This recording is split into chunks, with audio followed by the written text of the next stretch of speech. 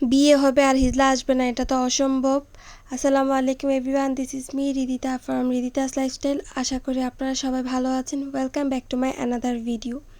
বিয়ের দিন সকালে উঠেই সব কিছু আবার নতুনভাবে রেডি করা, সব কিছু সাজানো। এখানে বাসার মধ্যে গেট সাজানো হয়েছে, আলাদা কোনো কিছু করা হয় নাই। গত ভিডিওতে বলছিলাম যেহেতু এটা বাসায় করা হয়েছে আক্তের মতো করে। এখানে মাছ ভাজার জন্য সব মাছ আগে থেকে ক্লিন করে রাখছে, আর তার সাথে অন্য পাশ দিয়ে হচ্ছিল গরুর মাংস। গরুর মাংসের ভিডিও নিতে গিয়ে আমার ফোন একদম পুরাই ব্লার হয়ে গেছে। আর মাছের ভর্তা করবে, মাছের ভর্তার জন্য আন্টিরা এখানে সব মাছ বাছতেছে। সব কিছু দেখে আমি আসছি ছাদে। ছাদে এসে দেখি আমার কাজিন যে আরিফ ভাইয়া ছাদের মধ্যে অনেক কবুতর পালে। সবগুলো কবুতরের এখানে ভিডিও নিচ্ছিলাম।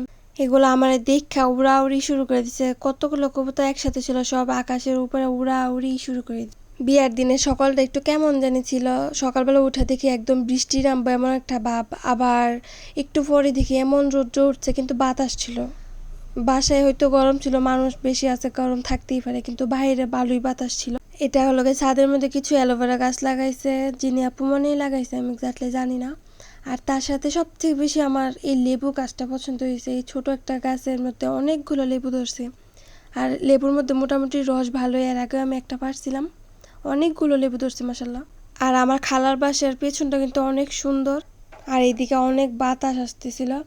আর ছেলেদের দ্বারাই সম্ভব, এত গরমের মধ্যেও তারা খেলতেছে মাঠের মধ্যে। আর আমরা মেয়েরা যদি দেখতাম বাহিরে এত রৌদ্র, খেলা তো দূরের কথা, আমরা বাসা থেকেই বের হইতাম না। এসব সব ছেলেদের দ্বারাই সম্ভব। আর ছাদে মরিচ গাছও ছিল, এই মরিচ গাছটাতে অনেক মরিচ ধরতো আগে, কিন্তু এখন কেন জানি কম ধরে। আর দেখুন কি পরিমাণ ছাদে যে বাতাস বইতেছিল, একদম পুরা শরীর ঠান্ডা হয়ে গেছে। রাতের বেলাও আমরা সবাই এমন করি যে যখন বেশি গরম লাগে তখন সবাই ছাদে চলে যায় একসাথে, একদম পুরা শরীর ঠান্ডা হয়ে যায়। কারেন্ট থাকলেও বাসায় আমরা ছাদে যাই, কারণ প্রকৃতির বাতাসের কাছে এসব ফ্যানের বাতাস কিচ্ছুই না। ছাদে অনেকক্ষণ থাকার পরে আমরা নিচে আসি, আইসা দেখি গিয়ে এখানে মাছ ভাজা হইতাছে। মাছগুলো একদম বেশি বেজে ফেলছিল ওনারা।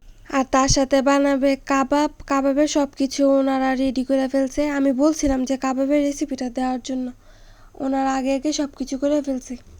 আর রোস্টও বাজতেছিল, আর এখানে হচ্ছিল গিয়ে পোলাও। পোলাওটা অনেক সুন্দর হয়েছে। আর কোনো ভিডিও আমি নিতে পারি নাই, কারণ আমি অনেক ব্যস্ত ছিলাম। আমরা যে সবাই গেট ধরছি ওগুলোর ভিডিও কোনো কিছু নেই নাই। তারপর আরও অনেক ভিডিও নেওয়া হয় নাই, কারণ ইচ্ছে করে নেই না, কারণ সবাই ভিডিওতে আসতে কমফোর্টেবল না। আর এখানে আমি সবার সাথে গিয়ে ছাদে খাই নাই, কারণ আমার ভালো লাগে না সবার সাথে ছাদে গিয়ে খাইতে। আম্মু বাসায় আমার খাবার এনে দিছে, তো আমি এখানেই খাবার বসে খাচ্ছিলাম। খাবার মোটামুটি সব খাবারই ভালো ছিল, কিন্তু আমার খালি ভর্তাটা একটু বেশি ঝাল লাগছে, নাহলে সব কিছুই ঠিকঠাক ছিল। কাবাবটা অনেক মজা হয়েছে।